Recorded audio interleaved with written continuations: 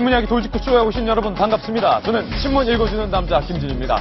역시 간밤에 변한 메르스 관련 속보 저희 돌직구쇼에서 일보로 가장 빨리 전해드리겠습니다.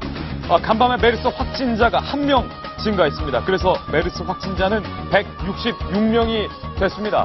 그런데 다행인 것은, 불행 중 다행인 것은 메르스 1차 유행이 시작된 이후 메르스 확진자 증가세가 가장 최저치입니다. 1명밖에 증가하지 않은 것은 오늘이 처음입니다. 그리고 안타깝게도 메르스로 인한 사망자도 1명 있었습니다. 그래서 사망자는 총 24명이 됐습니다. 하지만 그럼에도 불구하고 지난 간밤 사이 메르스를 걸렸지만 메르스에서 완쾌돼서 퇴원한 환자는 6명으로 증가했습니다. 자, 오늘도 이 메르스와 관련된 공포를 떨쳐주기 위해 중앙대 약대의 서울대우 교수 나왔습니다. 교수님 어서 오세요. 예, 안녕하세요. 네, 저희 돌직구쇼의 보건, 의료 관련 전문 패널입니다. 오늘도 조간신문 저와 함께 힘차게 시작하시죠. 먼저 동아일보입니다. 동아일보 4면으로 오늘은 시작합니다. 4면에는 신장 투석실이 뚫렸다. 메르스 취약 질환자 111명 노출됐다. 아직 메르스에서 안심하면 안 된다라는 기사인데 어떤 얘기냐.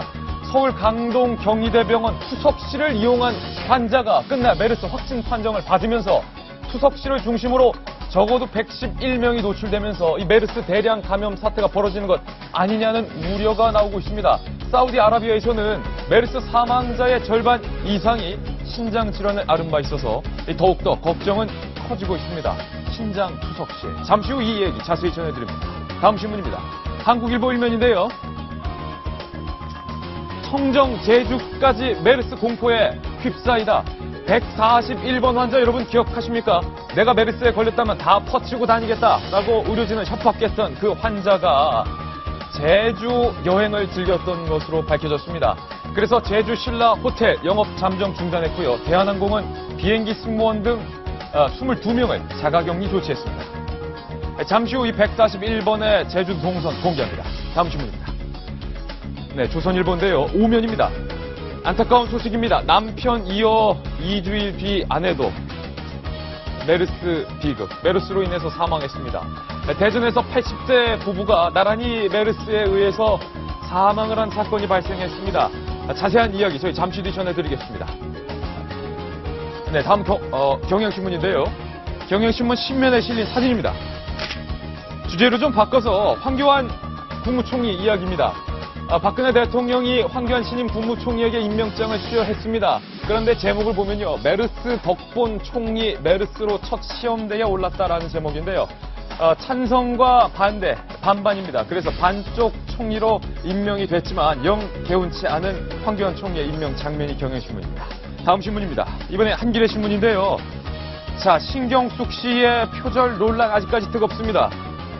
신경숙 옹호로 된소리를 맞은 출판사 창비, 표절 혐의 제기할 법 독재에 사과한다. 일단은 머리를 숙이는 그런 모습인데 표절 혐의에 대해서 명확하게 인정을 하지 않아서 영 찝찝한 입장을 표명했다라는 논란이 일고 있습니다. 잠시 뒤 이 창비의 입장 표명 전해드립니다. 다음 신문입니다. 이번엔 서울신문입니다. 서울신문에 실린 사진을 소개합니다.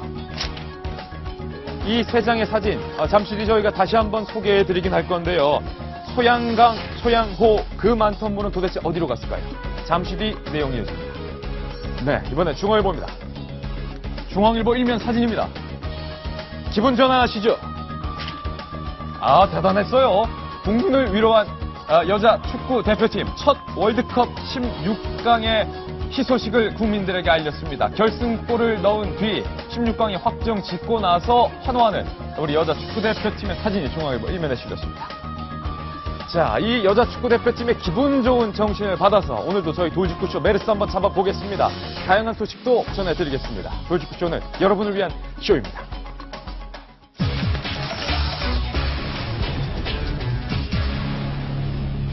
네, 돌직구쇼 시작하겠습니다. 오늘은 메르스와 관련된 첫 번째 소식, 저희 돌직구쇼에서 매일 오전 9시에 가장 빠른 소식 일보로 전해드리고 있는데요. 메르스 확진자가 1명 증가하는 데 그쳤습니다. 그래서 메르스 확진자 수는 총 166명, 그리고 안타깝게도 1명이 사망을 해서 사망자 수는 24명이 됐습니다. 그럼에도 불구하고 메르스 1차 유행이 시작된 이후 메르스 확진자가 증가하던 추세를 비교했을 때 메르스가 꺾이고 있다라는 의미 있는 속보라서 여러분들께 그래도 좀 마음을 가볍게 시작할 수 있을 것 같습니다. 퇴원자는 6명 증가했습니다. 오늘 저희가 만든 돌직구 신문의 첫 번째 뉴스를 확인하시죠. 자, 6월 19일 메르스 현황표를 안 붙였으면 좋겠다. 매일 이런 말을 드리는데 오늘은 166명의 확진자에 사망자도 24명이다. 각각 1명씩 늘었다라는 수치를 고치면서 시작을 하겠습니다. 설대호 교수님, 예. 삼성서울병원에서 확진자가 역시 나오긴 했지만 예. 8명, 6명, 10명, 20명 이렇게 늘어났던 것에 비해서 메르스 확진자가 1명이다. 예. 불행 중 다행이다 이렇게 표현해야 될까요? 예, 그렇습니다. 내일 모레 뭐 약간의 환자가 더 나올 수는 있지만 상당히 의미 있는 오늘의 수치라고 볼 수 있고요. 예. 조금 더 지켜봐야 되겠지만은 진정 국면으로 갈 가능성이 상당히 높아졌다. 이렇게 평가할 수 있겠습니다. 예, 그나마 다행인데요. 삼성 서울병원에서 유행했던 이 메르스는 진정 국면으로 접어들고 있는 분위기는 확실한 것 같습니다. 그런데 그럼에도 불구하고 우리가 긴장을 늦추지 말아야 할 일이 발생을 했습니다. 신장 투석을 받는 신장 투석실에서 메르스 확진자가 발생하면서 신장이 약한 기저질환을 갖고 있는 사람에게 대량 메르스가 전염되는 것 아니냐라는 우려가 심각하게 제기되고 있습니다. 이 소식 동아일보 논설위원이신 정성희 위원께서 전해주시죠. 우리 MC께서 말해주셨듯이 강동 경희대병원에서 165번 환자가 메르스로 어저께 확진이 되었는데요. 예. 스님으로 알려져 있습니다. 스님이었군요. 근데 이 분이 확진되기 전에 강동 경희대병원 투석실에서 투석을 치료를 받은 걸로, 그것도 여러 차례에 대해서 받은 걸로 알려져 있습니다. 투석이 한 번 받으면 시간이 굉장히 긴데요. 한 번 받으면 한 4-5시간 병실에서 예. 함께 이제 받고 있는데요. 아시다시피 그 사우디에서도 이렇게 치사율이 높았던 것이 대부분 그 신장 질환 환자였고, 예. 어제 우리 설 교수님 말씀해 주셨지만 메르스 질환은 면역과 관계가 깊은데 이 그 신장 질환 환자는 면역이 기본적으로 상당히 문제가 있기 때문에 상당히 우려의 눈으로 이걸 예. 지켜봐야 될 것 같습니다. 이 예. 환자는 그때 건국대 병원에서 우리가 그 어디 삼성병원을 들리지 않았다고 거짓말을 했던 76번 환자가 이 병원에 들렸었는데 그 환자와 접촉될 가능성이 있습니다. 예. CCTV로 보면은 동선은 겹치지 않는다고 하는데요. 어찌됐건 그 감염 경로는 좀 우리무중인데 투석실을 이용한 것이 지금 문제가 되고 있어서 111명, 이거를 그 투석실을 이용했던 111명의 환자 지금 격리 조치돼 있고 추이를 지켜보고 있습니다. 투석실, 신장 투석을 받았던 165번째 환자, 이 환자로 인해서 같은 투석을 받았던 111명이, 최소한 111명이 메르스 감염 위험에 처해 있다라는 뉴스인데, 애초에 그 76번 환자가 삼성 서울병원에 들렸다라는 말을 속이지 않았더라면 이 165번째 환자도 감염되지 않을 수 있었다라는 아쉬움도 또 드는 대목인데, 배승기 변호사님, 신장 투석실이요. 투석 환자가 누워있는 침대가 다닥다닥 붙어있는 걸로 제가 알고 있는데. 네, 그 투석실이 굉장히 좁고 침대들이 다닥다닥 붙어있기 때문에 또 거기엔 4시간, 5시간 같이 있어서 아마 바이러스가 옮겨진다면 더 빨리 옮겨질 수 있는 상황이 되는 거죠. 예. 그런데 실제로 사우디에서도 이 환자의 절반가량이 이런 만성 신부전증이라고 합니다. 그러니까 신장이 약화된 사람들이 바이러스가 침투되면 신장부터 침투가 되고 그다음에 뭐 콩팥, 그다음 폐 이런 식으로 가는데, 여기서 사우디에서도 사망률이 높은 이유가 바로 이 만성 신부전증 환자들 때문이라고 해요. 예. 그런데 지금 환자가 발생한 것이 이렇게 안 좋은 신장을 갖고 있는 사람들 사이에서 일어났기 때문에 우리나라에서도 이 부분이 좀 문제가 될 것 같습니다. 설 교수님께 여쭤보겠습니다. 예. 신장 투석을 4시간 정도 누워 있는 과정에서 예. 메르스 환자가 내뿜는 이 바이러스 양이 일단은 많아질 것이고, 네. 그리고 2m 안쪽에 환자와 환자 간 거리가 좁기 때문에 한번 메르스 바이러스로 인한 기침으로 인한 바이러스가 나왔을 때 2m 안팎으로 다닥다닥 20명, 40명 붙어 있는 환자들에게도 전염이 용이하다, 이런 가능성인데 사실입니까? 예, 그렇습니다. 이제 기본적으로 신장 투석을 받는 분들 중에 아마 고령 환자가 많을 거예요.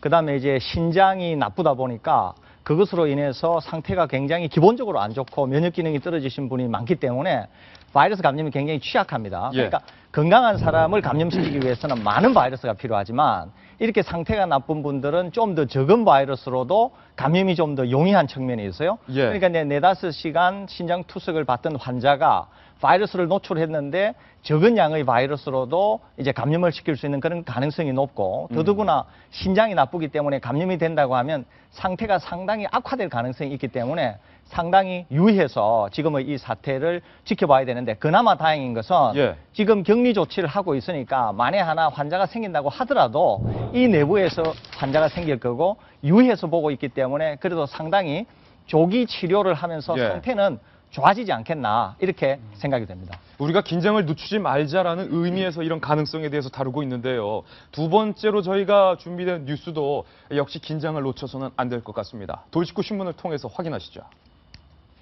청정지역 제주도가 메르스에 비상이 걸렸다라는 소식입니다. 이 기사는 임재영 기자가 취재했습니다. 국내의 대표적인 휴양지 제주 중문 단지의 한 고급 호텔입니다. 로비에서 방역 작업이 한창입니다. 지난 14일 141번째로 메르스 확진 판정을 받은 42살 A씨가 이 호텔을 떠난 지 열흘 만입니다. 증상이 나타나기 전인 6월 5일부터 8일까지 총 일행 12명의 일행이 제주도로 함께 여행을 다녀갔다는 내용을 메르스 중앙대책본부로부터 통보받았습니다.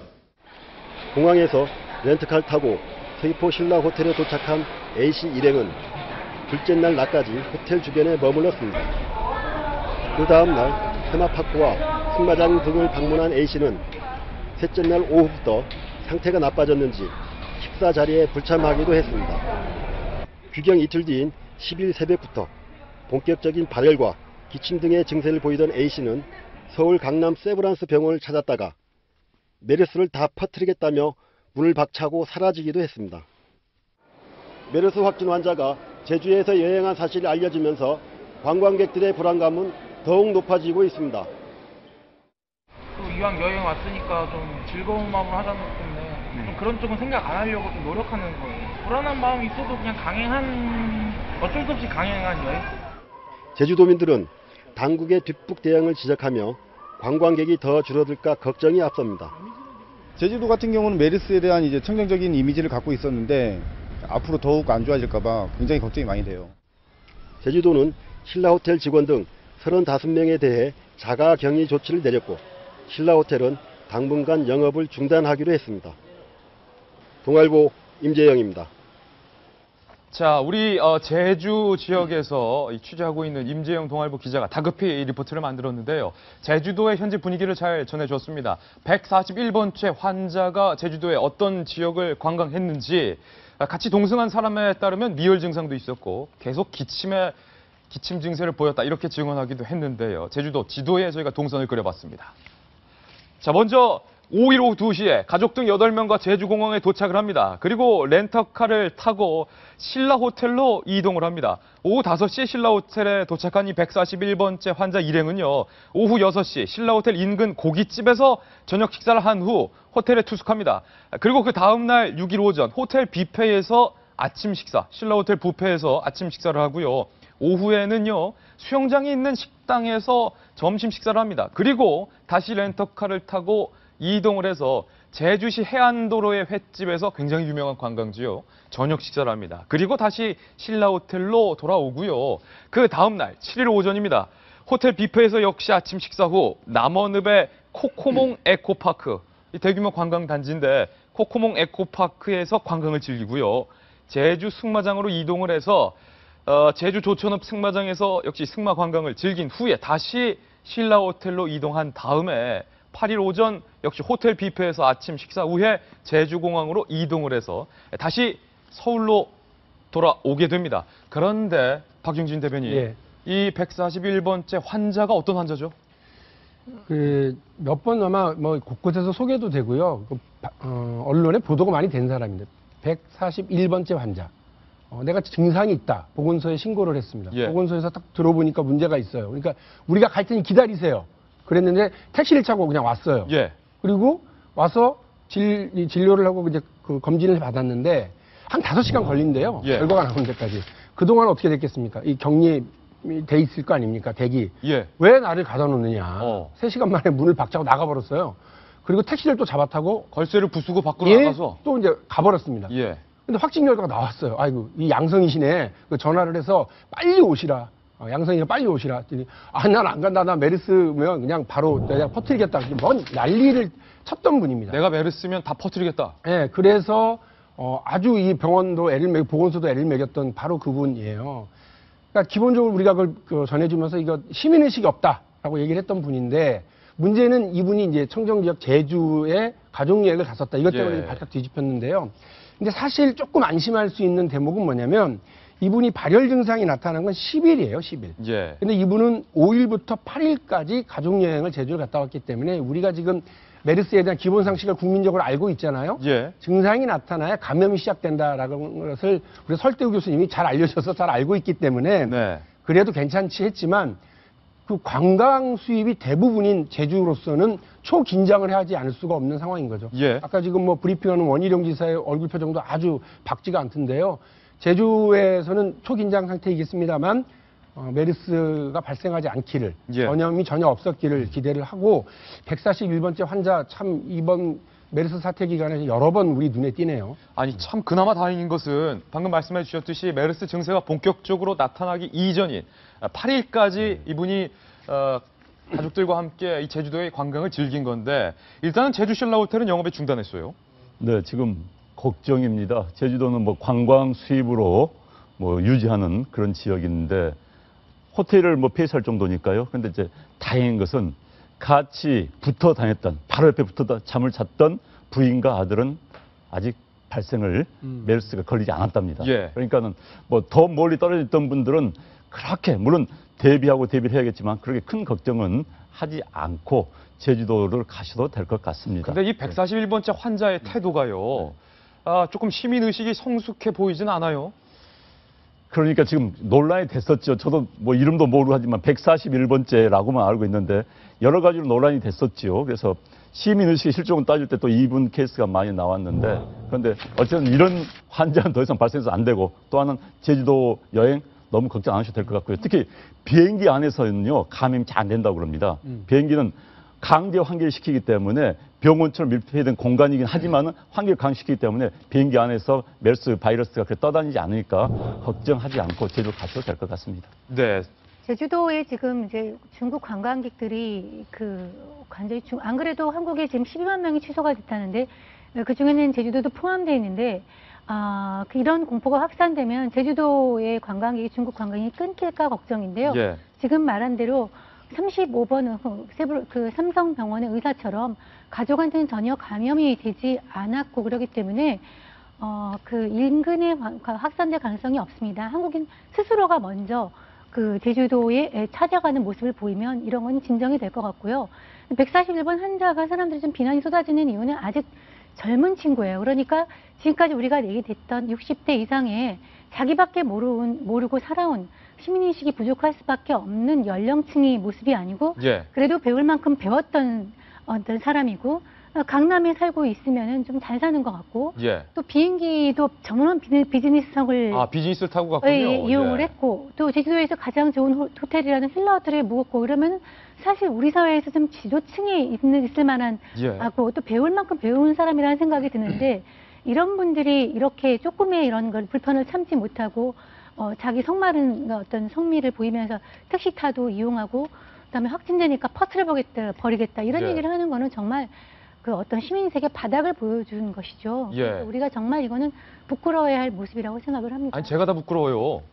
메르스 걸렸는지 안 걸렸는지 검사해주는 의료진을 밀치고 말입니다. 자물쇠도 부수고 택시 타고 가서 결국 메르스로 드러났는데 배승희 변호사님 아찔했어요. 다행히 제주도는 발열 증세가 안 났다고 하지만 만약에 이분이 미열과 발열 증세가 난 뒤에 제주도를 갔더라면 이분의 태도로 밀어봤을 때 기침하면서 계속 제주도 돌아다닐 수도 있겠다. 이런 아찔한 생각도 들고요. 일부러 뭐 기침을 하면서 나 다 옮기겠다 생각할 수도 있죠. 오늘 원희룡 지사의 인터뷰를 들어보니까 그 삼성병원 갔다 왔다는 말을 안 한 게 너무너무 두고두고 아쉽다. 우리 청정 지역을 지키기 위해서 6월 3일부터 노력을 했는데 제주도가 뚫렸다는 거에 굉장히 안타까워를 하시더라고요. 근데 뭐 물론 다행인 거는 제주도 갔을 때는 발 전이기 때문에 그게 큰 문제는 없겠지만 이걸로 인해서 사실 제주도를 가려고 생각했던 분들, 지금 이번 주에라도 가려고 했던 분들은 당장에 취소를 할 수밖에 없는 상황이잖아요. 예. 지금 나와 있는 게 신라 호텔도 나왔고 그리고 코코모 에코파크도 나왔는데 여기 지금 이제 누가 가겠습니까? 예. 이 동선이 다 나와서 좀 그런 부분도 있고 또 이분이 의도적으로 서울 와서도 나 발열 나고 그리고 메르스 확진 받았으니까 다 퍼뜨리겠다고 하니까 그럼 서울에서도 사실 좀 위험하잖아요. 예. 그러니까 이런 시민의식을 갖고는 안 되고 그 나이가 42살. 예. 저랑도 얼마 차이 안 나죠. 한 예. 10년 차이 나는데 이런 분을 선배로 두고 사회생활을 할 수는 없을 것 같은데 그러니까 나이 차이도 얼마 안 나는데 지금 말씀하신 대로 배운 대로 배우신 분이 이런 예. 행동을 할 수밖에 없는 게 참 너무 안타깝습니다. 설 교수님, 네. 제주도 안전한 거죠? 안전한데요. 제가 둘로 좀 나눠서 말씀드리겠습니다. 제가 엊그제 4가지 중요한 사항을 말씀드리지 않습니까? 그 네 번째가 조기 확진과 조기 치료가 매우 중요하다. 이런 말씀을 드렸잖아요. 예. 그런데 이제 이 환자분께 제가 드리고 싶은 말씀은 좀 험악하게 얘기해서 이렇게 까불 상황이 아니에요. 까불 상황 아니다. 예. 본인이 빨리 확진을 받고 빨리 치료를 받아야지 대구 공무원과 경찰에서 보시는 것처럼 건강한 분인데도 그렇죠. 확진이 늦어지고 치료가 늦어지면 상당히 중증으로 가면서 예. 생명이 위독해질 가능성도 있어요. 그러니까 제가 말씀드리다시피 이렇게 까불 상황이 아니라는 걸 제가 분명히 예. 말씀을 드리고요. 본인을 위해서도. 그렇죠. 예. 제주도에서는 지금 이분이 제주도를 다니실 때는 슈퍼 전파자로의 특징을 전혀 갖고 있지 않아요. 다행이네요. 그러니까 다행이에요. 제주도 방역 당국은 예. 이름에도 불구하고 선제적으로 조치를 취해야 되겠지만 예.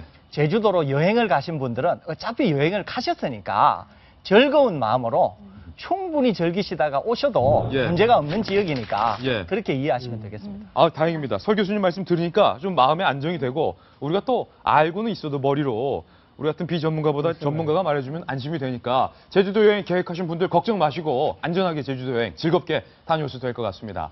자, 다음 소식 전해드릴 건데요. 조금 가슴이 좀 먹먹해 오고 무거운 기사를 저희가 소개해드려야 될 것 같습니다. 메르스로 인해서 돌아가신 분들이 점점 늘어나고 간밤에도 한 명 더 추가됐는데 이번에는 부부가 나란히 메르스 때문에 사망한 첫 사례가 발생을 했습니다.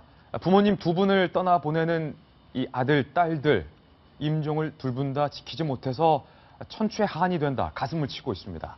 이 소식 역시 정성희 위원께 제가 부탁을 좀 드리겠습니다. 지난번에 우리가 소개를 해드렸죠. 메르스 이산 가족. 그러니까 아버지가 돌아가시고 장례도 못 치르고 있는데 어머니까지 지금 메르스 투병을 하고 있다는 소식 전해드렸는데 그 가족의 이야기입니다. 예. 그 첫 번째 그 메르스 환자 36번 환자가 돌아가신 게 3일인데요. 아버지가? 예. 딱 15일 이후에 그 부인인 어머니께서 18일 날 돌아가셔서 보름 만이네요. 보름 만이네요. 메르스로는 부부가 사망한 거는 처음 케이스입니다. 3남 1녀의 가족들이 있는데 가족들은 또 여전히 격리돼 있고 격리가 해제된 사람은 지금 장남만 남아있는 상황인데요. 그때도 말씀드렸지만 이 부부가 굉장히 의좋게 60년을 사셨고요. 예. 3남 1녀를 두셨네요. 마지막에 돌아가신 그 아버님의 임종과 끝에서 이제 지키다가 부인께서 간호를 하시다가 감염이 됐는데 역시 중동 음악 격리실에 격리가 되어 있으니까 가족들이 간호도 하지 못하고 또 방역법에 따라가지고 예. 화장도 24시간 내에 가족들이 없는 가운데 바로 해서 6월만 받은 상황이 너무 안타까운 상황입니다. 예. 남편이 메르스 때문에 세상을 떠나는 모습 유일하게 지켜본 사람이 사실 부인이었습니다. 유리창 너머로 가족들, 아들, 딸들도 다 격리 조치되어 있기 때문에 간병도 하지 못하고 임종도 지켜드리지 못했는데 장남과 인터뷰했어요, 저희가. 이렇게 말했습니다. 부부금실이 어머니께 좋다고 간호사들이 주위에서 하면 어머니는 내가 아니면 누가 챙기느냐라고 웃곤 하셨는데 어머니는 지병인 고혈압 말고 특별히 아픈데도 없었습니다. 입원 후에도 매일 수차례씩 통화하며 안부를 물었는데 이렇게 빨리 가실 줄은 꿈에도 몰랐습니다. 어제 저녁에도 전화해서 어머니라고 라고 부르니 응 그러셨는데 라면서 결국 이 장남은 말을 잇지 못하면서 오열을 하는 그런 모습인데 갑작스러운 죽음 소식 때문에도 더욱 슬프겠지만 양쪽 부모님 두 분의 마지막 모습을 지켜드리지 못했다라는 자식된 도리로서 그런 한이 가장 클 것 같아요, 박용진 대변인. 그렇죠. 그 두 분을 저렇게 보내는 가족들은 얼마나 황당하겠어요. 메르스 상황, 그러니까 사태가 일어나면서 우리가 막 되게 황당해하고 황망한 상황이었는데요. 그래서 희생자들에 대한 어떤 뭐 애도도 제대로 못하고 막 지나갔어요. 그러니까요. 뭐 희생자가 발생했다 이렇게만 전달을 했었는데요. 어젠가 그제 그 임종호를 앞둔 예. 그 부인에게, 엄마에게 그 이제 마지막으로 이렇게 편지를 써서 간호사분들에게 예. 읽어달라고 했었던 보도가 나왔는데요. 그 남편이 아내에게 보내는 그 편지도 참 절절했고 특히 읽어주던 간호사 세 분인데 예. 읽다가 오열하고 그래가지고 다 전달을 못했대요. 그래서 마지막에 딸은 엄마 다시 태어나면 딸과 엄마를 또 만나자고 그 대목까지 전달하는 걸 이제 봤거든요. 참 눈물 나는 경우들이 많은데 우리가 지금 이 메르스 사태에 지금 당황하고 놀래고 공포감에 휩싸여 있어서 우리가 미처 준비하지 못한 채 희생을 당하거나 이렇게 하고 있는 분들 생각을 못하고 있거든요. 특히나 우리가 지금 감염돼서 고통받고 있는 의료진들에 예. 대해서는 지금 우리가 많이 주목을 하자고 얘기하잖아요.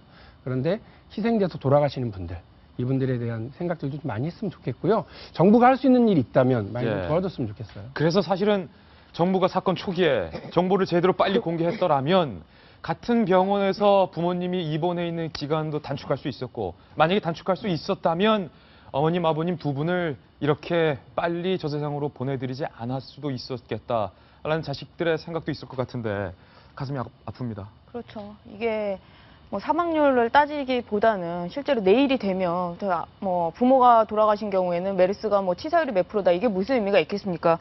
그 유족들도 병을 고치러 갔다가 죽을 병을 얻어왔다 굉장히 억울한 심정을 내뱉고 있는데요. 이게 더 안타까운 게 3일장을 못 하잖아요. 예. 그리고 실제로 이 화장터에서도 메르스 환자가 화장을 한다 이렇게 되면 사람들이 수근수근하니까 5시 이후에나 한다고 합니다. 그러니까 이 죽어서 가는 길도 편하지가 않으신 거죠. 그런데 가족들과 함께 하지도 못하고 또 가족들이 억울해하는 점이 보상의 문제가 아니다. 이거는 보상의 의미가 뭐냐. 이런 부분을 하지 못했기 때문에 보상 얘기가 나오는데 사실 뭐 이게 돈으로 보상되는 것도 아니잖아요. 정신적인 이런 보상이라는 것이. 그러니까 가족들은 이러지도 못하고 저러지도 못하고 안타까워하고 있고 실제로 이 대전에서는 이 메르스 사태가 진정되면 합동 그 장례식을 연다고 합니다. 그러니까 가족들은 그때까지 기다려야 되잖아요. 굉장히 안타까운 일인 것 같아요. 부모님의 마지막 가는 길을 막지 말라라고 오열하는 이 가족들도 그리고 모든 감정을 다 인간이기에 공유하지만 그럼에도 불구하고 막을 수밖에 없었던 이 보건 당국의 선택도 양쪽 모두 다 가슴이 아픈 상황인 것 같습니다. 부모님 두 분 모두 좋은 곳에 가 계시기를 저희 도지쿠쇼도 기도하겠습니다. 네, 이래서 저희가 계속 메르스에 대한 정확한 정보를 가장 발빠르게 여러분들께 전해드리려고 최선을 다하는 겁니다. 그래서 오늘도 준비했습니다. 메르스를 잘 알면 메르스를 물리칠 수 있습니다. 그래서 저희가 어제부터 준비한 코너죠. 닥터 설의 메르스 썰입니다. 자, 설대우 교수를 모시고 메르스와 관련된 정확한 사실을 짚어보는 순서입니다. 닥터 설의 메르스 썰 첫 번째 메르스 썰입니다. 중동 여자는 메르스에 잘 안 걸린다? 오히려 그 반대가 아닐까요, 배승 변호사님? 어떤 얘기예요? 2012년에 첫 출연을 했죠. 사우디아라비아에서 메르스가 출연을 했는데요. 오히려 사망자나 뭐 이런 걸린 사람을 보니까 남자가 열등하게 많다고 합니다. 중동에서. 그러니까 왜 이게 남자가 많을까 보니까 사우디 여성은 니캅이라는 걸 쓰는데요. 이 히잡보다 더 많이 가리는 게 니캅입니다. 그 영화 같은 데서 많이 보셨을 것 같은데 여자들이 이렇게 눈만 내놓고 나머지는 다 가리는 거예요. 천으로. 근데 이 메르스가 알려진 대로 공기중 감염이 거의 없기 때문에 이런 일반 면 마스크를 쓰면 사실은 거의 감염이 안 된다고 합니다. 그러니까 이게 니캅이라는 게 그런 마스크를 대용해 주는 거죠. 그래서 여자들 특히 사망률에 비교했을 때 니캅의 효과가 굉장히 뚜렷해진다고 하네요. 아니 서 교수님 어떻게 보면 좀 황당한 얘기인데 전혀 황당하지 않습니다. 사실입니까? 이것은 우리가 이제 뭐 일반 이렇게 길을 다니거나 이럴 때도 마스크를 착용하면 좋지만 예. 특히 병원이나 이렇게 감염을 일으킬 만한 곳은 마스크가 상당히 중요한 역할을 하고요. 그래서 의료진들도 철저한 보호 장구가 필요한 거 아니겠습니까? 이 니캅이 지금 뭐 전 세계의 그런 감염병 전문가들이 얘기할 때 예. 사우디아라비아에서 상당히 여성의 그 감염률을 낮췄을 것으로 이렇게 평가하고 있습니다. 그렇다고 뭐 우리 여성들이 저 니캅을 착용할 수도 없고 마스크가 제일 좋은데 마스크가 없으면 이렇게 스카프로 입과 코를 가리고 가시는 분들 많은데 그것도 효과 있네요. 그럼. 스카프는 그래도 이렇게 좀 공기가 너무 잘 통하니까 그러니까 면으로 되어 있는 손수건 정도는 손수건. 충분히 효과가 있을 거라고 판단이 됩니다. 가장 좋은 것은 니캅보다도 역시 마스크다. 예. 그렇군요. 중동 여자들이 메르스에 안 걸리는 이유가 사실이었군요. 두 번째 메르스 썰로 이동합니다. 닥터솔의 메르스 썰 두 번째는요. 헌혈하면 메르스에 감염된다. 설 교수님, 네. 이 두 번째 메르스 썰 때문에 헌혈률이 지금 뚝 떨어져서 이 혈액 공급에 비상이 걸렸다고 합니다. 네. 헌혈과 메르스 상관 있습니까? 전혀 관계가 없습니다. 예. 우선은 건강하신 분이 헌혈을 하실 때는 자기가 뭐 감염이 안 돼 있으니까 남에게 전파를 시킬 전혀 그런 염려도 없고요. 예. 제가 다른 요인 하나를 좀 생각하는데 어떤 거냐 하면 혹여라도 예. 헌혈을 하는 장소가 뭐 이렇게 버스나 이렇게 좀 밀폐된 공간이지 않습니까? 예. 그러다 보니까 거기에서 내가 헌혈하는 중에 혹시라도 나보다 앞선 환자가 다녀가서 예. 거기에서 나온 바이러스로 내가 감염이 되지 않을까 이 걱정이 더 큰 것 같아요. 예. 그런데 헌혈, 건강하신 분이 헌혈을 함으로 인해서 그 피를 통해서 바이러스가 전파된다. 이것은 전혀 사실이 아닙니다. 그런 일은 없습니다. 그러니까 메르스 바이러스는 혈액을 통해서는 감염이 되지 않습니다. 않는다. 예. 그렇군요. 예. 전 이거 몰랐습니다. 그러니까 불안하지 마시고 헌혈해도 된다. 그렇습니다. 예. 관련해서 네. 박유진 대변인, 네. 어제 새누리당의 김무성 대표가 헌혈 공표증을 떨쳐버리기 위해서 내가 한번 헌혈하겠다 나선 것까지 제가 기억하는데 네. 그 뒤에는 어떻게 됐어요? 김무성 대표가 이 국민 안심 행보를 많이 해요. 그래서 뭐 안심무성, 안심무성. 국밥 무대. 예. 그래서 뭐 국밥도 가서 먹고 이런 걸 막 보여주고 있잖아요. 성큼성큼. 그러더니 이제 헌혈하는 사람 숫자가 줄어서 그 헌혈 수급액이 좀 딸린다. 예. 라고 하는 얘기를 듣고 직접 나서자. 우리 착한 손 대자. 잘했네요. 안심의 손 대자. 하고 과감하게 팔 걷어붙이고 나섰는데 거부당하셨습니다. 아니 지금 헌혈차에 입장하고 있는데 올라갔는데요. 뭐 두 차례 판정을 했는데 둘 다 불가. 예. 그래서 본인 되게 대단히 당황하고 멋쩍은 표정으로 나는 안 된다네 하고 이렇게 내려와서 털끔털끔 또 돌아가셨대요. 예. 이유는 복용하고 있는 약 때문에 그런 것 같아요. 예. 그래서 뭐 일각에서는 혈중 알코올 농도가 높으신 건 아니냐 이런 농담이 있었는데 복용하고 있는 약이 예. 아까 설 교수님께 여쭤보니까 혹시나 헌혈이 받은 사람들에게 부작용이 있을 수 있다. 예. 그리고 저도 마찬가지고요. 저도 복용하는 약이 있으면 그걸 물어보고 예. 인진을 통해서 헌혈 안 되시겠네요. 예. 이렇게 하는 경우 많이 있습니다. 뻘쭘해졌을 것 같은데. 그래도 전 대단하다고 보고요. 예. 김무성 대표가 저런 행보를 보여주시는 거, 국민 안심 행보 보여주시는 거, 예. 국밥 무대로서 역할하시는 거, 저는 뭐 좋게 보고요. 예. 물론 여당 대표로서 하시는 역할입니다만 정치인이 저렇게 해주는 거 좋다고 봅니다. 그래서 김무성, 문재인 두 분의 이런 행보가 예. 상당히 국민을 안심시키는 역할을 하고 있다고 보고 있습니다. 김무성 대표의 말을 직접 한번 저희가 취재했는데요. 들어보시죠.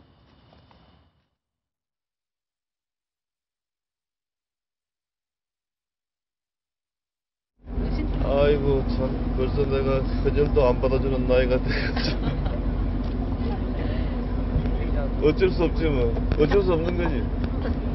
아이고 국민 여러분 죄송합니다. 지금 김무성 대표가 안녕한 전이요. 국민 여러분 죄송합니다. 대국민 사과까지 했어요. 할 바를 사과라고 그럽니다. 네.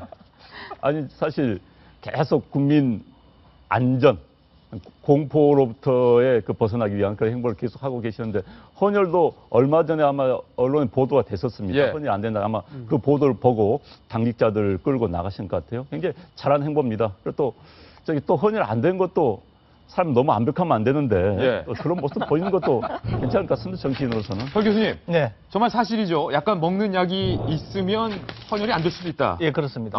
예, 이제 헌혈을 받으시는 분한테 부작용을 초래할 수 있는 그런 약들이 있기 때문에 그런 약들만 아니면 괜찮은데 예. 아마 우리 김 대표께서 그런 이제 허용이 안 되는 약을 드시고 계셨던 것 같습니다. 그래서 안 된 것 같은데 그럼에도 불구하고 굉장히 의미 있다고 봅니다. 아주 뭐 잘하시는 일이라고 생각이 듭니다. 우리가 그 메르스로 타격을 입어서 지금 166명이 감염이 되고 이제 불응한 사태지만 사실은 어떻게 보면 이거 우리 국민의 자산이라고 생각해요. 왜냐하면 우리가 정말 메르스와 감염 질환에 대해서 잘 알게 되었거든요. 예.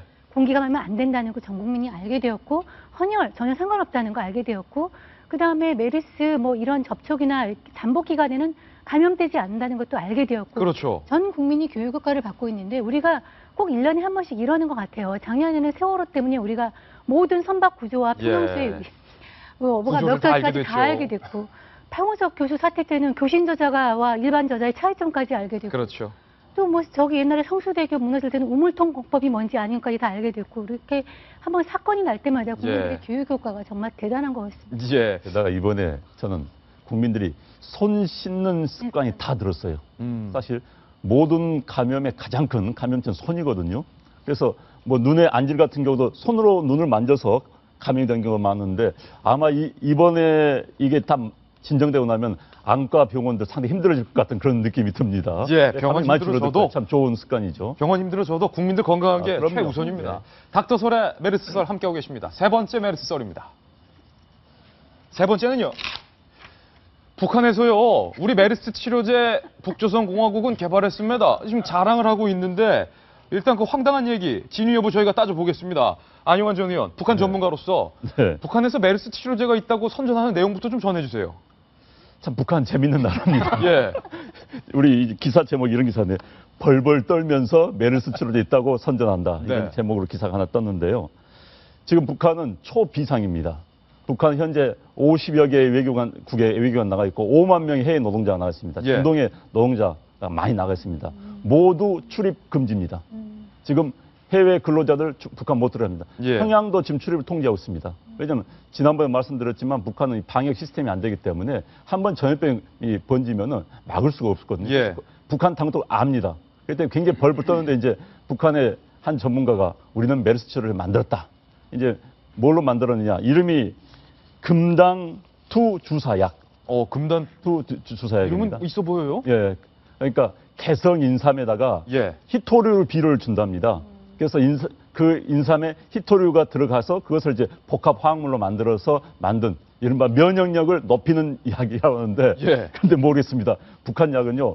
아주 좋은 약이라고 해서 국내에서 북한 사오는 경우가 있습니다. 정력제라든지 뭐 사와가지고 국내에서 검사해 보면 뭐 수은이 많다든지 납이 많다 해서 우리 보건당국에서는 그 한계치, 위험 한계치 넘는 약들이 굉장히 많아요. 이것도 아마 조사, 히토를 넣었다고 그러니까 조사를 한번 해봐야 될 것 같은데 북한에서는 우리는 바이러스라고 그러죠. 뭐라고 할 것 같습니까? 뭐라고 하나요, 북한에서는? 비루스라고. 바이러스가 아니라 비루스. 메르스 비루스 이럽니다. 그러니까 VI 알려 있으니까 그걸 그대로 읽는 것 같아요. 참 북한에서는 일어나는 소식은 실시간으로 다 알고 계세요. 자, 설 교수님께 여쭤보겠습니다. 북한이 개성 인삼 밭에 희귀금속인 히토류를 미량 비료로 공급을 해서 추출을 해서 제조했다라는 이 메르스 치료제 이거 진짜 효과 있는 겁니까?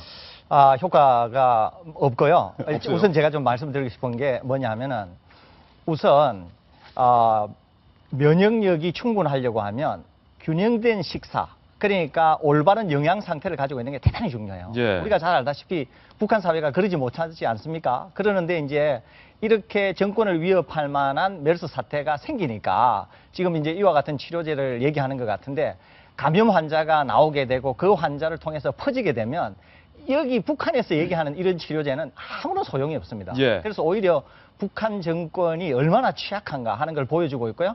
바로 이런 점에서는 이제 경제력이 치료제가 없을 경우에는 경제력이 그 치료 수단을 대신하는 것이거든요. 그러니까 우리의 경제력이 충분하니까 산소 마스크라든지 혈액 제제라든지 그 이외의 여러 가지 수단을 통해서 질병을 통제하는 것이지 북한같이 이렇게 취약한 경제 구조 하에서는 그것마저도 어려우니까 아마 이 감염 질환을 엄청나게 걱정하고 있는 게 아닌가 이렇게 생각이 듭니다. 이거 제가 생방송 중에 말해도 되는 건지는 잘 모르겠습니다만 이 메르스 치료제 얘기 나와서 그런데요. 설대우 교수와 함께 이 메르스에 대해서 저희가 또 많은 이야기를 개인적으로 하던 중에 메르스 백신 개발을 10월에 할 것이다라는 얘기를 저한테 해주셨는데 그 방송에서 좀 얘기해도 될지 모르겠어요. 소개 좀 해주시죠. 저희들이 지금 제가 이제 백신을 개발하는 사람이니까 올 10월 정도에 백신 테스트를 저희들이 하려고 합니다. 예. 그래서 이제 향후에 또 메르스가 다른 여행객들을 통해서 여전히 문제가 될 소지가 있기 때문에 예. 최대한 빨리 서둘러서 일단 사용은 나중에 충분한 안전성이 검토되었을 때 한다고 하더라도 예. 일단은 저희들이 먼저 시작해서 국민들께서 그래도 백신이 우리나라에서 개발되고 있구나 예. 알기만 해도 상당히 안심을 하실 수 있지 않습니까? 그래서 저 개인적으로 좀 서둘러서 빨리 한 10월 정도에 동물에게서 그 예. 유효성과 안전성을 보려고 하고 있습니다. 아니, 저는 개인적으로 설 교수께서 뭐 이제 약품 개발에는 뭐 국내 1인자라는 걸 잘 알기 때문에 안심을 하지만 뭐 북한 것처럼 뭐 홍삼에 히토류 섞어서 그런 백신 아닙니까? 그런 거 아닙니다. 그런 거 예. 아니고 기술적으로는 뭐 전 세계에서 가장 최고의 기술이다 이렇게 이해하셔도 됩니다. 메르스 사태 때문에 주목받는 영화들이 많이 있잖아요. 바이러스 관련한 영화들이 많이 있는데 재난 영화가 그중에 이제 그 브래드 피트 영화인 월드워 Z 여기서 보면 모두가 이 막 물어뜯는 이 병에 좀비 병에 막 옮겨다니는데 북한하고 이스라엘만 괜찮습니다. 예. 이스라엘은 장벽을 쌓아서 통제하고요.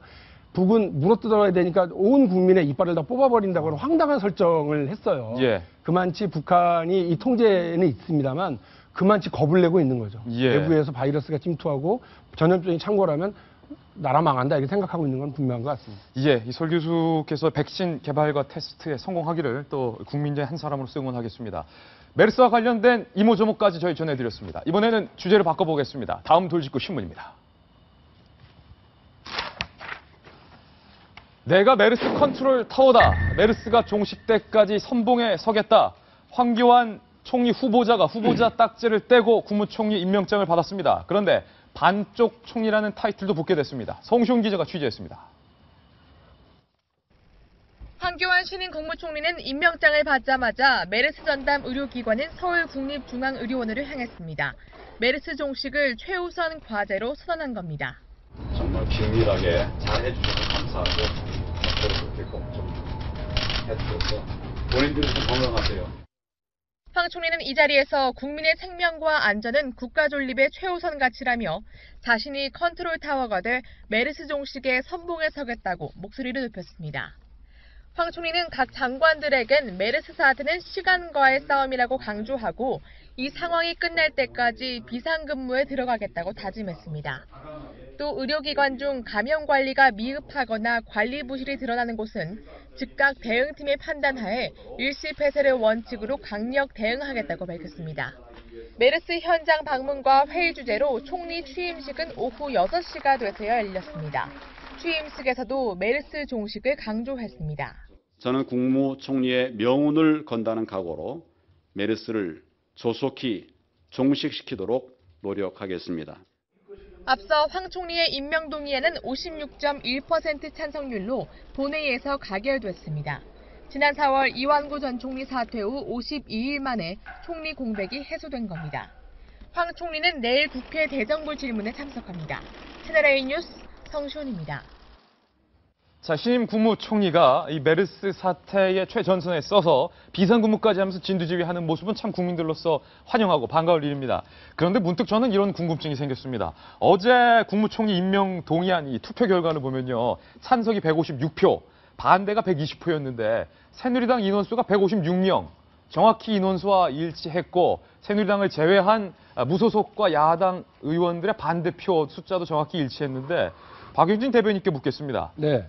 156명 새누리당 전원이 과연 다 찬성표를 던졌을까라는 의구심이 들고 똑같이 야당에서도 모두 다 반대표를 던졌을까? 혹시 찬성표를 던진 사람이 있지 않을까? 이런 궁금증도 드는데 저도 그런 궁금증이 들어가지고요. 엉뚱한 생각을 해봤어요. 예. 너무 또 이렇게 당론에 얽매여서 투표했겠냐 국회의원들께서. 그래서 한 표씩은 서로 주고받지 않았을까. 누구요? 그래도 내 고등학교 동기인데 예. 하고 이종걸 원내대표가 찬성이 한 표. 야당에서? 예. 요즘 박근혜 대통령이 나를 너무 못살게 굴어. 그래 미워서 반대표 한 표. 유승민 원내대표가. 양당의 원내대표가 한 표씩 주고받지 않았을까 이런 엉뚱한 생각 해봤어요. 상당히 설득력 있어요. 설득력 있죠. 예. 예.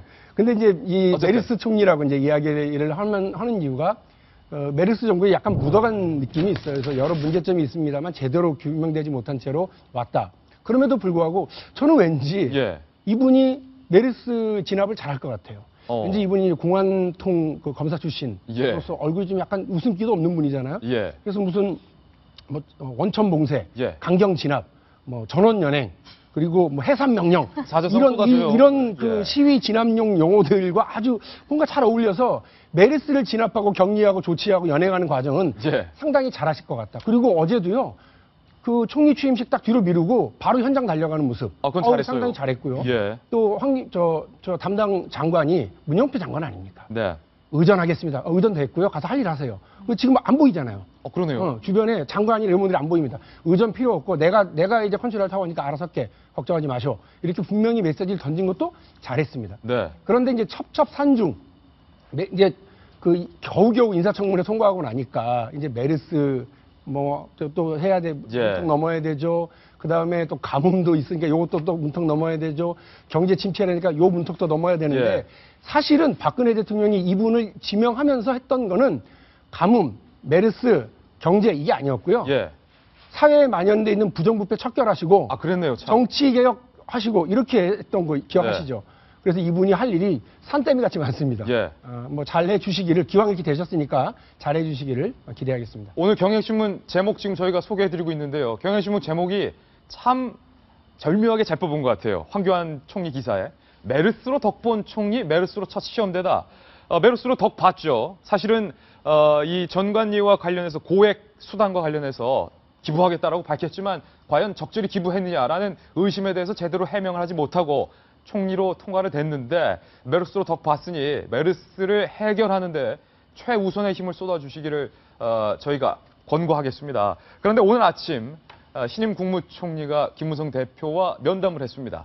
저희가 그 장면도 따끈따끈하게 담아봤는데요. 준비됐으면 한번 볼까요?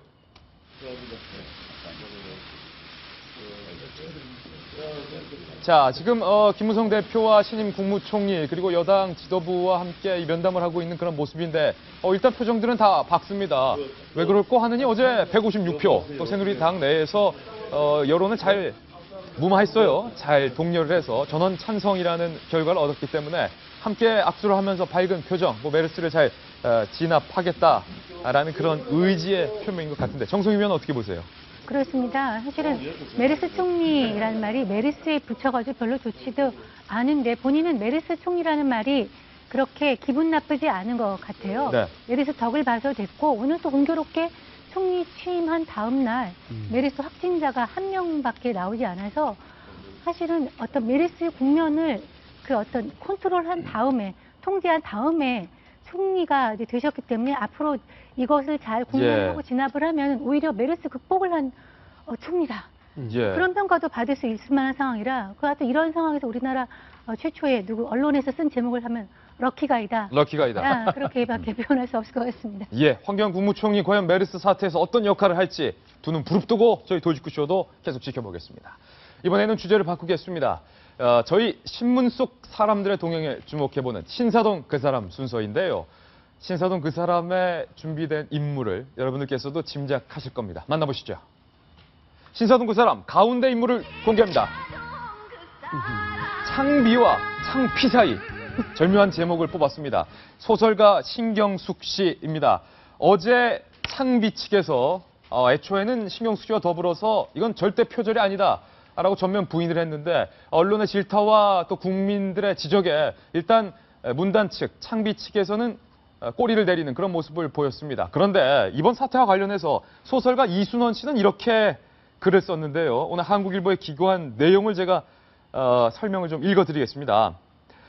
창비 측에서 문장 자체나 앞뒤 맥락을 고려해서 굳이 따진다면 오히려 신경숙 작가의 음악과 결부된 묘사가 더 비교 우위에 있다고 평가한다라는 해괴한 주장까지 펼쳤다. 해괴한. 해명이라고 읽어보니 신경숙이 잘못한 게 아니라 먼저 우국을 쓴 미시마 유키오가 잘못을 해도 많이 잘못한 것 같다.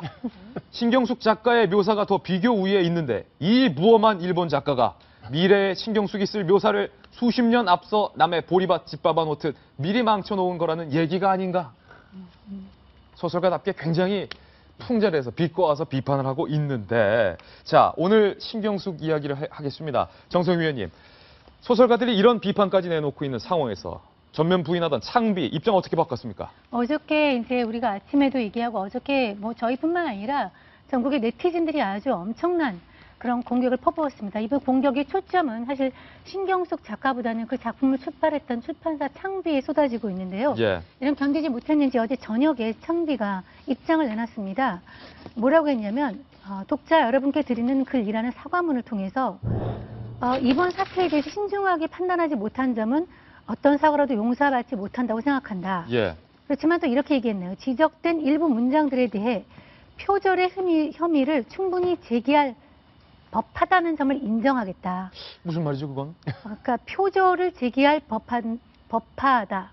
표절을 제기할 수 있겠다. 당신들은. 예. 우리는 그렇게 생각하지 않겠지만 그러니까 전날에는 이제 전면 부인했는데요. 예. 표절이 아니다. 그렇지만 이 상황을 보고서 다음날 표절이라고 생각할 수 있겠다. 이렇게 얘기를 하면서 죄송한 마음을 담았어야 됐다. 이렇게 얘기를 했는데 당신들의 문제 제기는 뭐 그럴 법도 하다. 뭐 이런 뉘앙스인데요. 그다음에 이제 근데 이제 이 나온 상황을 좀 봐야죠. 상황을 나온 것이 예. 그 전날에 이제 그 상부 내부 직원들도 SNS를 통해서 논란 없이 이런 이런 입장이 창비 통해서 나온 게 창피하다 이런 것을 창비 내부 직원이 올렸어요. 그러니까 문제가 확산되니까 이렇게 얘기를 하면서 앞에 내부에 예. 그러니까 출판을 담당하는 부서의 개별적인 입장이지 창비 전체의 어떤 창비사 전체 입장이 아닌 것처럼 선긋기를 비슷하게 하는 예. 식으로 하면서 나갔거든요. 이것에 대해서 또 창비의 비겁한 행동에 대해서 또 2차적으로 국민들의 어떤 질타가 쏟아지고 있습니다. 창작과 비평, 사실은 이 대한민국에서 거대 문단 중 하나입니다. 실망스럽습니다. 너무 실망스럽습니다.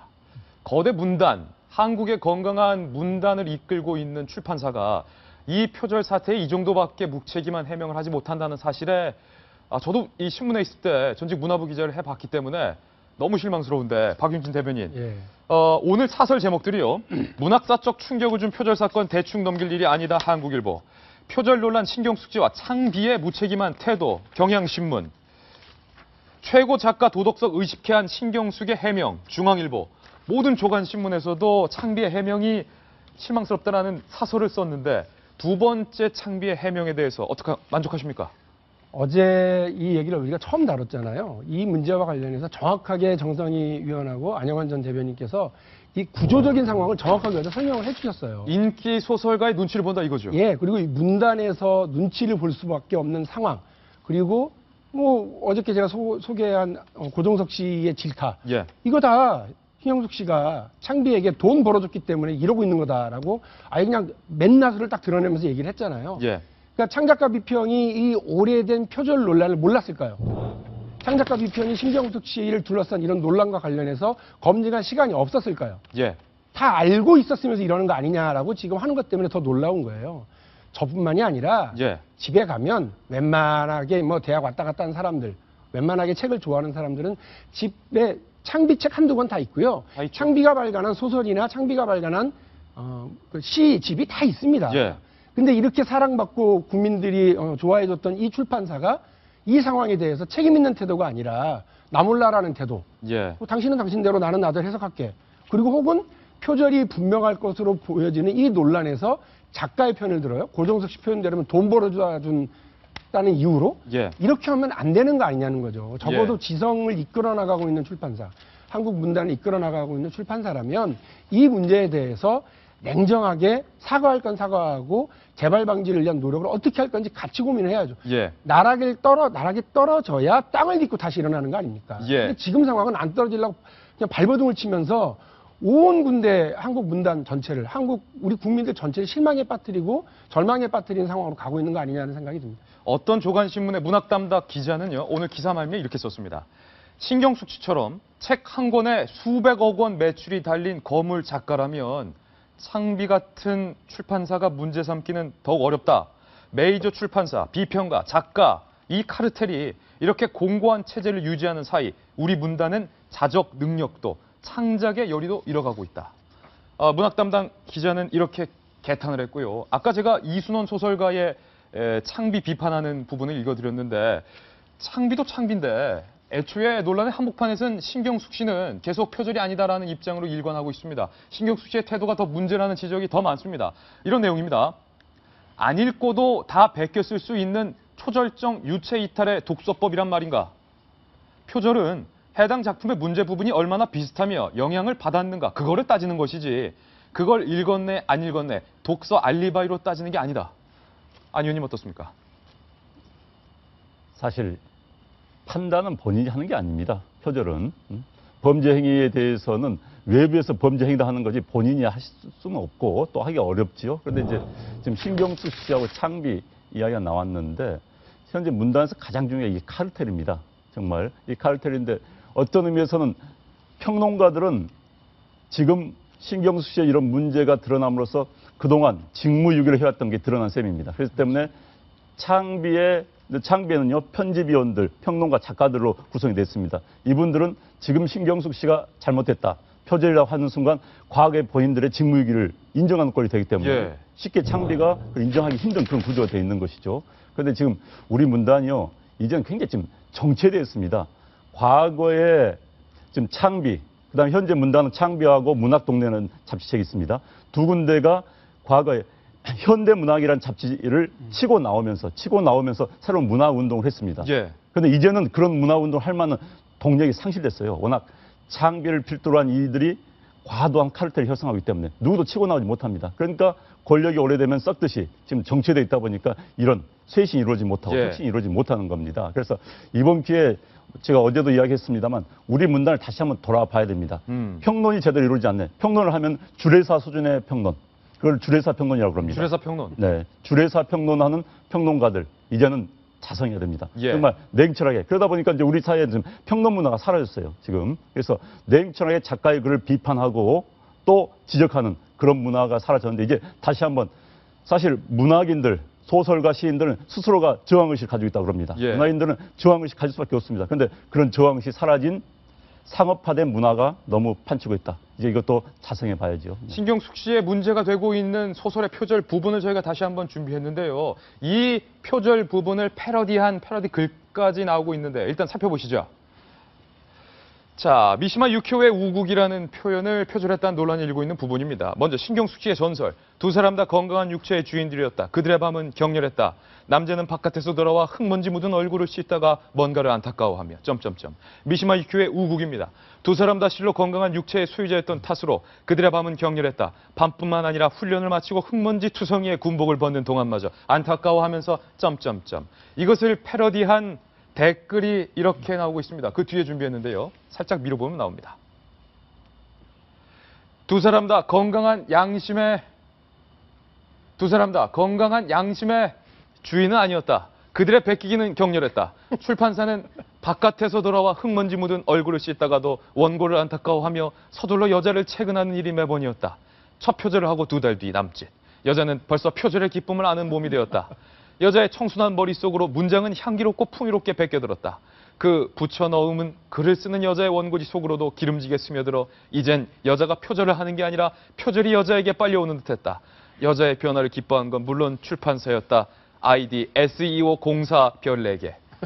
배승희 변호사님, 절묘합니다.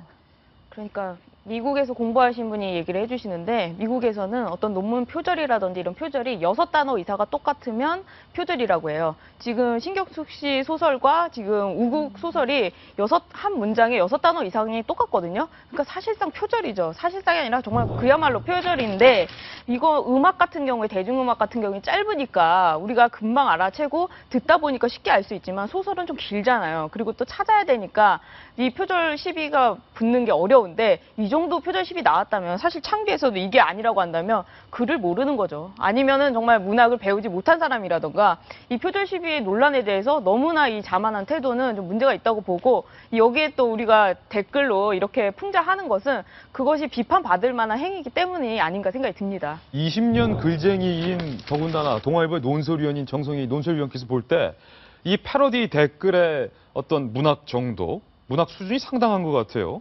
첫 표절을 하고 2달 뒤 남짓 여자는 벌써 표절의 기쁨을 아는 몸이 되었다. 그러니까 어떤 그 표절의 수준으로 보면 이쪽이 훨씬 높을 것 같아요. 이게 더 훨씬 뛰어난. 네, 그런데 이제 이 댓글이 굉장히 화제를 이루면서 이 댓글에 대해서 또 댓글이 수십 건이 붙고 있는데 저는 어저께 사태를 이렇게 봅니다. 문당 권력 대 네티즌을 통한 집단 지성의 충돌이라고 반격이라고 생각합니다. 사실은 우리 언론사나 이런 어떤 문화계를 구성하고 있는 작가, 그 다음에 문화부 출입기자, 언론에 있는, 그 다음에 대형 출판사, 그 그다음에 교수들, 평론가 집단들 다 어떻게 보면 그 카르텔 구조에 들어가 있거든요. 그래서 상당히 비판하기가 쉽지가 않습니다.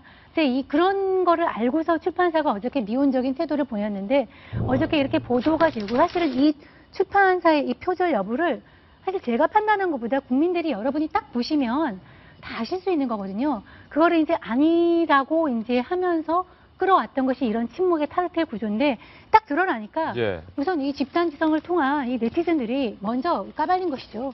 근데 이거에 대해서 이제 출판사가 무릎을 꿇은 것이죠. 진짜 무서운 표절은요. 저런 문장 표절은 금방 드러납니다. 그런데 스토리를 표절한 경우가 굉장히 많습니다. 외국 구조를, 외국 소설 구조를. 있어요. 그렇죠. 그런데 이 경우는 본인이 이제 아니라고 하면은 따지기 굉장히 어려워요. 그런데 그런 표절도 곧잘 있다는 거 말씀드리겠습니다. 창비와 신경숙 씨에게 저희 돌직구쇼가 부탁드립니다. 사과에도 타이밍이 있습니다. 아직도 이런 비판이 거세다 나는 건 아직도 창비와 신경숙 씨에 대한 기대를 국민들이 버리지 않고 있다는 겁니다. 제발 진솔한 사과를 하시기를 권고하겠습니다. 신경숙 씨 이야기 여기까지 전해드립니다. 이번에 신사동 그 사람 세 번째입니다. 만나보시죠. 자, 신사동 그 사람 살인의 추억이라는 제목인데요. 일본의 살인자가 회고록을 써서 그 책이 잘 팔리고 있다. 어떤 얘기예요? 18년 전 일본 사회를 충격에 빠뜨린 고베 살인 사건 이야기인데요. 97년 일본 고베에서는 어린아이 3명이 공격을 당했다고 합니다. 석 달 사이에 초등학생 5명이 공격을 당했는데요. 그중에 2명은 죽고 3은 살았습니다. 근데 마지막 피해자는 11살 남자아이였는데 범인은 이 아이의 목을 잘라서 중학교 앞에 갖다 두고 또 우둔한 경찰들 나를 제지해봐라. 나는 살인이 유쾌해서 견딜 수 없다는 편지를 고베 신문사에 보냈습니다. 그래서 아이의 목을 이렇게 할 거면 나이가 많은 사람이 아니겠는가 생각을 했는데 범인을 잡고 보니까 14살 먹은 중학생이었다고 해요. 중학생이었어요? 네, 그런데 일본 같은 경우에는 원래 범인의 그런 얼굴과 신상을 공개하는데 이 미성년자는 공개를 하지 않고 그냥 소년 A라고 합니다. 그러다 보니까 이 사람이 누군지는 모른 채로 소년 A로 살아오게 된 거죠.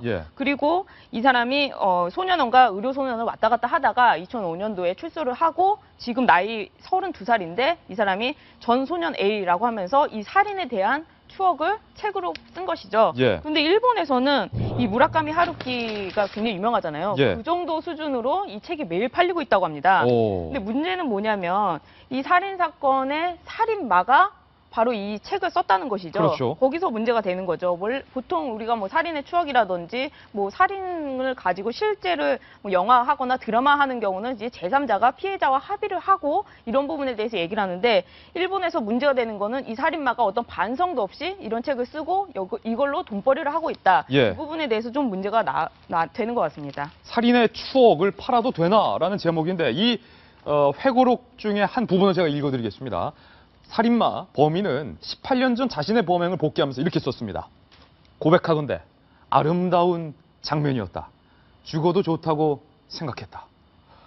너무 소름이 끼치는 정말 일본 열도를 경하게 떨게 했던 그런 사건이었는데. 일본 사람들의 그 이상한 괴상한 취미에 대해서는 우리가 익히 알고 있지만 이렇게 어떤 출판계가 타락을 해서 뭐 범인 같은 경우 돈을 벌기 위해서 그럴 수 있지만은 이런 어떤 살인 고백까지 돈을 팔아가지고 돈을 벌어야 되나 또 이것에 대해서 이렇게 열광하는 비판하지 못하고 열광하는 그 일본 사람들의 심리는 뭔가 굉장히 의구심을 갖지 않을 수가 없네요. 아니 출판사 사장의 말이 참 걸작입니다. 비판이 있자 이 책이 소년 범죄를 이해하는 데 도움이 될 것. 이게 무슨 말입니까? 말이 되는 소리입니까? 일본 사회에 굉장히 엽기적인 부분이 많이 있습니다. 이 책이 10만 부 넘게 팔렸고 이제 통상 그 인수에 한 10% 받거든요. 전체. 그런데 1억 얼마의 돈을 받게 됐습니다. 그렇지만은 돈의 문제가 아니라 이 소년의 아버지도 과거에 이런 류의 책을 냈습니다. 그런데 그때는 수입을 전부 기부를 했습니다. 그런데 이번에 그 아버지가 그랬다는 거예요. 이 책 전부 회수해라. 그래서 아버지는 그래도 아주 좀 이성을 가지고 있는 분 같아요. 일본 사회의 한 단면, 폐쇄 사회, 섬나라의 한 단면을 보는 것 같습니다. 한국 출판계 문제를 우리가 질타하고 나서 그 뒤에 이어서 바로 일본 출판계의 문제까지 질타를 하게 됐네요. 저희는 광고 보고 돌아오겠습니다. 잠깐만요. 네, 이런저런 안 좋은 소식 때문에 우울하고 지친 여러분을 위해서 그래도 여러분의 신문 읽어주는 남자가 기분 좋은 휘날레 기사를 준비했습니다. 이 기사입니다. 자, 이번엔 8강 기적 쏜다. 우리 여자 축구 대표팀 선수들 아주 장하고요. 아주 대단합니다. 그 축구 잘한다는 축구의 강호 스페인을요. 2대1로 우리가 이겨버렸어요. 놀랬어요. 그래서 여자 월드컵 2조 2위, 1승 1무 1패로 16강에 진출을 하게 됐습니다. 정말로 환하게 웃고 기뻐하고 환호하고 있는 저 사진과 함께 더불어서 우리 여자 축구 대표팀 한 명 한 명 선수들의 얼굴도 오늘 중앙일보에 실렸습니다. 앞서 보신 건 스포츠동화고요. 이번에 소개해드린 건 중앙일보에 실린 사진인데요. 모처럼 웃었다, 고맙다, 태극남자 23인. 안용환 의원, 이런 기사 보면 어때요? 대견하죠? 너무 기분이 좋고 역시 한국은 여자가 센 나라 같아요. 여자가 잘해요. 남자들은 월드컵에 나간 지 27년 만에 16강 들어갔습니다. 여자들은 한 12년 만에 16강에 올랐어요. 예. 대단한 거죠. 그다음에 현재 남자보다 여자의 세계 축구 랭킹이 더 높습니다. 그렇군요. 네, 여자가 더 센 나라. 확실히 보여줬습니다. 예, 8강 이기고 4강 우승까지 했으면 이참에 좋겠다는 생각 듭니다. 금요일 저희가 준비한 순서 다 전해드렸습니다. 주말 잘 보내시고요. 저희는 월요일 아침 9시에 찾아뵙겠습니다. 오늘 하루는 분명 어제보다 더 나을 겁니다. 좋은 하루 되십시오. 고맙습니다.